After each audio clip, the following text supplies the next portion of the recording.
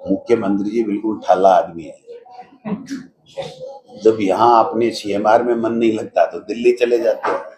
तो दिल्ली से डांट पड़ती है कि यहाँ क्यों जा रहे हो, काम करो, तो फिर आकर के सांगानेर में फोटो खिंचा ले। वो वोट चोर गद्दी छोड़ की रैली होगी।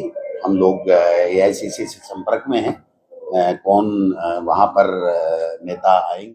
तो यहाँ भी ये खेला चालू हो गया। ये इसलिए हो गया कि बिना विजन के लोगों की पर्चियां आ गई, वो पर्चियों के आधार पे ही फैसले करने लग गए, इसलिए राजस्थान का बंटाढार हो गया। तो आज भारत रत्न पूर्व प्रधानमंत्री स्वर्गीय राजीव गांधी जी की जयंती के इस पावन पर्व पर हम सब ने प्रदेश कांग्रेस कमेटी में उनके चित्र पर पुष्प अर्पित किए हैं। इस देश के निर्माण में, इस देश के अंदर आईटी की क्रांति लाने वाले राजीव गांधी जी आज हमारे बीच में नहीं है, लेकिन उनका जो काम, उनका जो विजन, उन्होंने जो देश को दिया, वो सारी चीजें हम ऐसे अवसर पे चर्चा करते हैं। और आज आप देख सकते हैं कि जो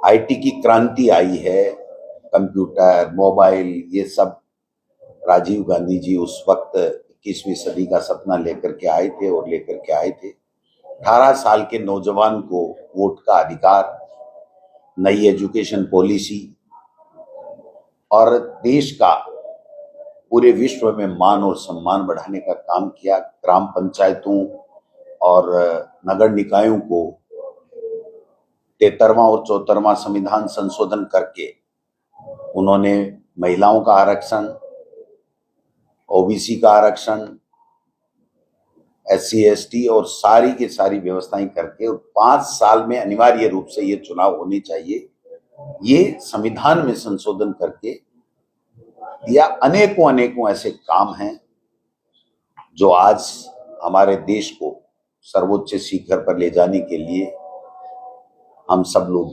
याद करते हैं। आज ऐसे बहुत ही आगे का विजन लेकर के इस देश को ऊंचाइयों पे पहुंचाने वाले स्वर्गीय पूर्व प्रधानमंत्री राजीव गांधी जी को हम सत सत नमन करते हैं, श्रद्धांजलि अर्पित करते हैं। लेकिन दुर्भाग्य से इस देश में ऐसी ताकतें लोगों को भ्रमित करके और सत्ता में बैठ गई, जो संविधान का खुला उल्लंघन कर रहे हैं, विपक्ष का अनादर कर रहे हैं, लोकतंत्र को कमजोर कर रहे हैं। और सबसे ज्वलंत उदाहरण आप देखिए कि तो 73वां और 74वां संविधान संशोधन था, जिसके तहत 5 साल में एमएलए और एमपी की तर्ज के ऊपर चुनाव होना अनिवार्य था। उसकी यहाँ पर राजस्थान में धज्जियां उड़ाई जा रही हैं। हम काफी दिनों से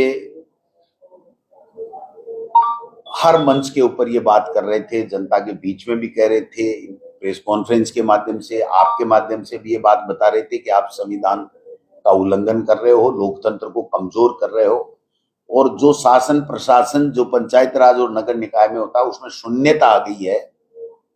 और हद ही हो गई जब पूरी की पूरी तरीके से उन्होंने संविधान का उल्लंघन चालू कर दिया। आपको मैं 2 एग्जाम्पल दूंगा। ये 5 साल तक चुनाव नहीं करा रहे, ये तो है ही है। सुप्रीम कोर्ट ने भी कह दिया, पंजाब सरकार गई थी कि भाई हम परिसीमन कर रहे हैं, लेकिन आप हमें समय दीजिए। उन्होंने कहा नहीं, ये कॉन्स्टिट्यूशन में प्रावधान है, आप इसका उल्लंघन नहीं कर सकते, इस बहाने से आप नहीं रोक सकते। और कल राजस्थान उच्च न्यायालय में 2 दिन पहले माननीय न्यायाधिपति अनूप ढंड साहब ने उन रिटों पे फैसला दिया जिसमें वो ये सरपंचों को प्रशासक लगा करके मनमर्जी से राजनीतिक व्यवस्था से हटा रहे। अभी तक मेन हमारी जो कांग्रेस पार्टी के कार्यकर्ताओं की तरफ से, पदाधिकारियों की तरफ से जो हमारी रिट है कि ये चुनाव क्यों नहीं करवा रहे, वो पेंडिंग है। लेकिन माननीय न्यायालय ने, न्यायाधिपति ने ये कहा है अपने उच्च न्यायालय के फैसले में, अपने फैसले में, कि भारत के निर्वाचन आयोग को और राजस्थान के चुनाव आयुक्त को, इनको दोनों को, कमीशन को, उनको भेजनी चाहिए और जांच होनी चाहिए कि 5 साल पहले वोटर लिस्ट तैयार करके इन्होंने पूरी प्रक्रिया करके और 5 साल के अंदर अंदर दोबारा चुनाव करके इस लोकतंत्र को बहाल कैसे नहीं किया। इससे बड़ी गंभीर बात कोई हो नहीं सकती है। ये वो दोनों क्लॉज है जिससे 5 साल में ग्रामीण इलाके में और शहरी इलाके में जनप्रतिनिधियों का चयन हो, चुनाव हो, और चुनाव होकर के लोकतंत्र मजबूत हो और वो जनता की आवाज बन करके जनता के कल्याण के लिए, विकास के लिए काम करे। उसको पूरा ठप कर दिया। ये तो पर्ची का वेट कर रहे हैं, पर्ची से बने और पर्ची का वेट कर रहे हैं। पर्ची आएगी तो साइन करूंगा, पर्ची आएगी तो साइन करूंगा। आपने देखा होगा कि एक आईएएस की लिस्ट आई है, एक पर्ची आ गई कि इन 4 को करना है। इन्होंने यही नहीं देखा कि भाई जो 18 लोग थे उसमें से और भी एससी, एसटी, ओबीसी, माइनॉरिटी के लोग थे, वो भी योग्य होंगे। आपने ये भी ध्यान नहीं दिया और सार्वजनिक कार्यक्रमों में साइन करा करा के उस फाइल से इस तरीके की बातें कर रहे हैं। इससे एक गलत संदेश गया। हम उन 4 के खिलाफ नहीं है, वो अपनी योग्यता से आए, उनको बधाई दी हमने, हमें उनसे कोई व्यक्तिगत रंजिश नहीं है। हम ये कहते हैं कि क्या इनको सामाजिक समानता, समरसता बनाने के लिए क्या वो और योग्य नहीं थे क्या? और एक बात और आई है सामने कि पहले से तय कर लिया गया था कि इन्हीं को चयन करना है। इसका स्पष्ट उदाहरण ये है कि 18 आदमियों के इंटरव्यू हुए, एक उसमें आया नहीं। उसमें 9 आदमियों के पहले दिन हुए, 9 आदमियों के दूसरे दिन हुए। पहले दिन 7 घंटे तक इंटरव्यू लिए गए, जिनमें से इन 4 का चयन किया गया, और दूसरे दिन नाम, बाप का नाम, आयु जो उनके सामने था वो पूछ करके 2 घंटे में 9 को निपटा दिया गया। यानी पहले दिन वाले ही चयन हुए और पहले से तय था इन्हीं को बुलाना है, इन्हीं से विषय की बात करनी है। जो जिस डिपार्टमेंट का था उसकी बात पूछी गई, दूसरे दिन वाले में पूछी नहीं गई। वो बेचारे कह रहे हैं साहब हमारी कोई कमी है तो कोई बात नहीं, लेकिन हमारा इंटरव्यू तो होना चाहिए ना।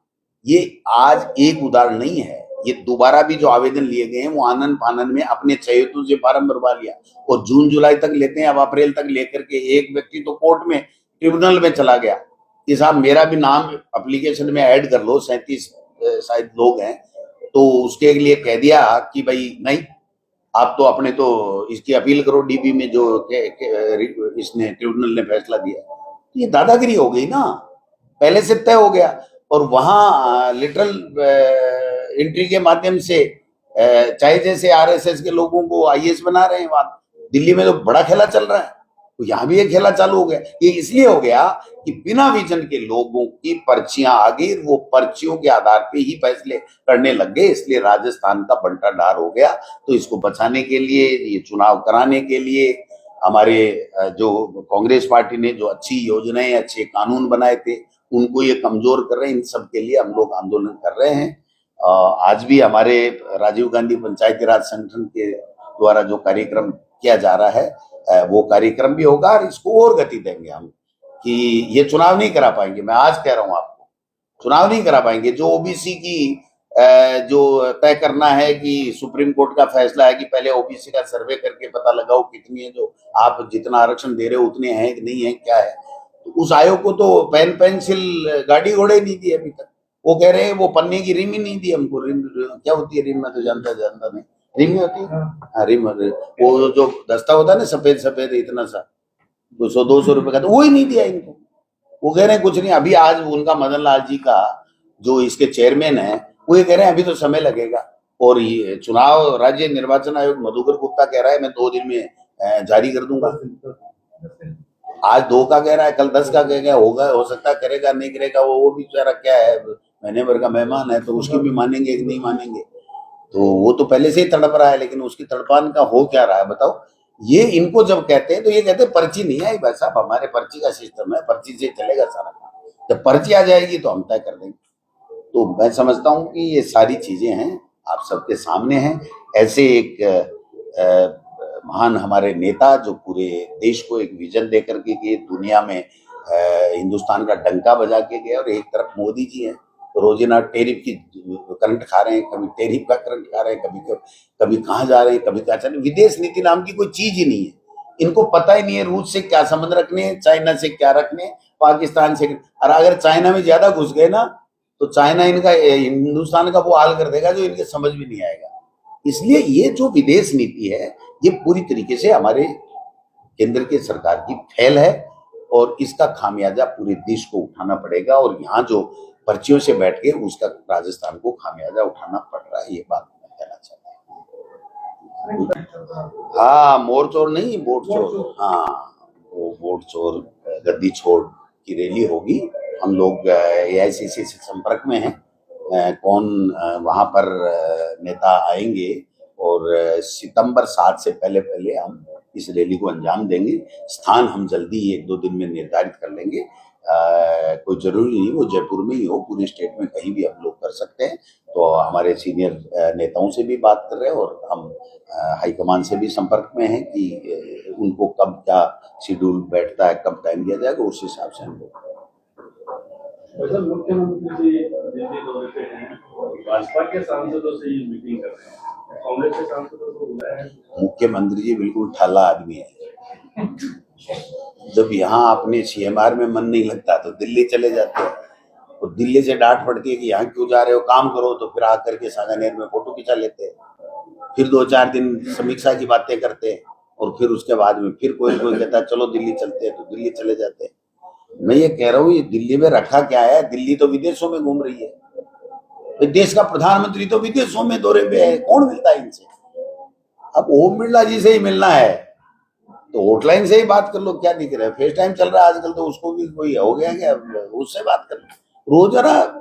अब सवाल ये है कि प्रदेश में तनख्वाह नहीं मिलेगी लोगों को 2 महीने बाद, कोई जो हमारे समय में काम हुए थे उनका पेमेंट नहीं मिल रहा है, ठेकेदारों का, गरीब का इलाज नहीं हो रहा है, बच्चों की पढ़ाई नहीं हो रही है, पुस्तकें नहीं गई अब तक, और टेस्ट आ गए। अब टेस्ट में वो कॉपी में लिखेंगे मदन दिलावर जैसा शिक्षा मंत्री हो, तो हमें कुछ लिखने की आवश्यकता नहीं, यही लिखेंगे और क्या लिखेंगे बताओ, क्योंकि किताब तो है ही नहीं, पाठ्यक्रम का पता ही नहीं उनको। अब वो कह रहे हैं मैं पंचायत चुनाव करा दूंगा, देखते हैं कैसे करा देते हैं। मुख्यमंत्री नहीं करा सका तो मदन दिलावर कहां से करा दें? आपको पता है मई में प्रिंसिपल की डीपीसी हुई थी, आज अगस्त जा रहा है, लास्ट 20 तारीख है ना, आज तक उसका पदस्थापन नहीं हुआ।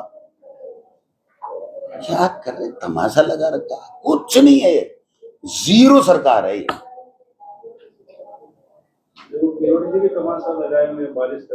वो तो भाई साहब पर्ची चेंज करवा के आएगा, दिल्ली गया हुआ बताते हैं। वो ड्रोन वाला तो सर्कस ठीक है, वैसे तो हमारे ही लग रहे हैं, देखो उनका तो क्या लग रहा है, लोग कह रहे 300 करोड़ रुपए बर्बाद कर दिया, वो तो बात तो ठीक है, लेकिन सवाल ये है कि किसको आवश्यकता पड़ गई? अब की बार तो बरसात ठीक हुई है, क्या तमाशा दिखाने की किसको आवश्यकता पड़ गई? आप बताओ, 3-3 बार कह दिया इतनी ऊंची उड़ाएंगे, इतनी ऊंची उड़ाएंगे, आपके जमीन पे पैर रखो और काम करो, जनता ने आपको आशीर्वाद दिया है। वो दिल्ली में देखिए क्या गुड़का करके आते हैं, दोनों गए तो हैं, देखते हैं हम। छत्तीसगढ़ में कुछ हो रहा है तो यहाँ भी कुछ हो जाए तो बच जाए राजस्थान। सर, शिक्षा विभाग में भ्रष्ट अधिकारी को पोस्टर लगाने की बात, क्या पोस्टर के लिए सबसे पहले तो 5,000 उन्होंने लिए थे, उसके घर के लगाओगे 5,000 क्यों लिए भैया, 50,000 लेने थे, क्या चक्कर था? क्या है ये, तमाशा है क्या?